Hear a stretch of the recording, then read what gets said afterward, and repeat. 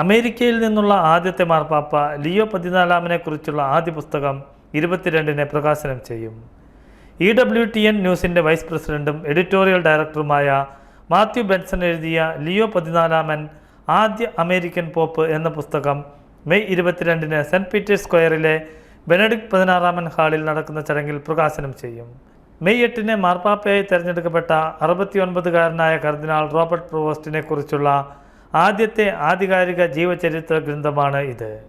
ക്രിസ്തുവിൻ്റെ വികാരിയായി സേവനമനുഷ്ഠിക്കുന്ന പാപ്പായെ ജനഹൃദയങ്ങളിലേക്ക് ആഴപ്പെടുത്താൻ പുസ്തകം സഹായിക്കുമെന്ന് EWTN ന്യൂസിൻ്റെ സിഇഒയും ബോർഡ് ചെയർമാനുമായ മൈക്കൽ വാർസോ പറഞ്ഞു. ദീർഘകാല വത്തിക്കാൻ പത്രപ്രവർത്തകനും സഭാവിദഗ്ധനുമായ ബെൻസൺ പോപ്പ് ലിയോയുടെ അഗസ്റ്റീനിയൻ സഭാംഗത്വത്തിൻ്റെ പ്രാധാന്യത്തെക്കുറിച്ചും അദ്ദേഹം ഒരു ഗണിതശാസ്ത്രജ്ഞനും കാനോൻ അഭിഭാഷകനുമാണെന്ന വസ്തുതയെക്കുറിച്ചും ആ യോഗ്യതകൾ വത്തിക്കാൻ്റെ സാമ്പത്തിക പ്രശ്നങ്ങൾ പരിഹരിക്കാൻ അദ്ദേഹത്തെ എങ്ങനെ സഹായിക്കുമെന്നും വായനക്കാരെ അറിയിക്കാൻ സഹായിക്കുമെന്ന് പ്രതീക്ഷിക്കുന്നതായി പറഞ്ഞു. ലിയോ എന്ന പേര് തിരഞ്ഞെടുത്തതിൻ്റെ പ്രാധാന്യത്തെക്കുറിച്ചും പുസ്തകത്തിൽ പ്രതിപാദിക്കുന്നുണ്ട്.